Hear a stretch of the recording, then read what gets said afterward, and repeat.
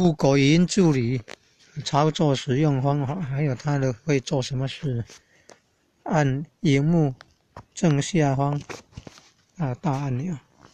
说 OK 对 Google。不起，我不明白，请你再说一遍好吗？ OK Google 已经出来了，请帮忙找读经影片。无法连线了，所以可能是因为电力不够，不然的话它会显示，会自动告诉你会做什么事，它还会显示很多那个项目，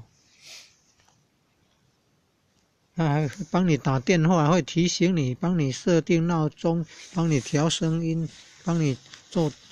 道路导航，找附近的店家或者是电影院，帮你找最近拍的照片、影片的，或者找网络上的资料，有一问一答，还有讲冷知识，还会问答安慰你。你说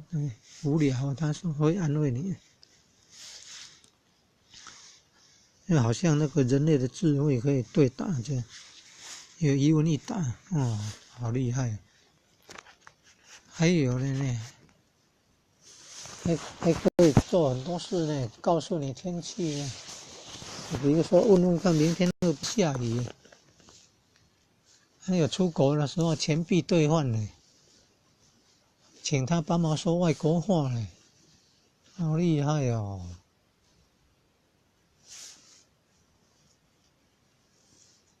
还有很多，还有怎么设定那个什么连接到蓝牙，怎么设定语音信箱，好多功能。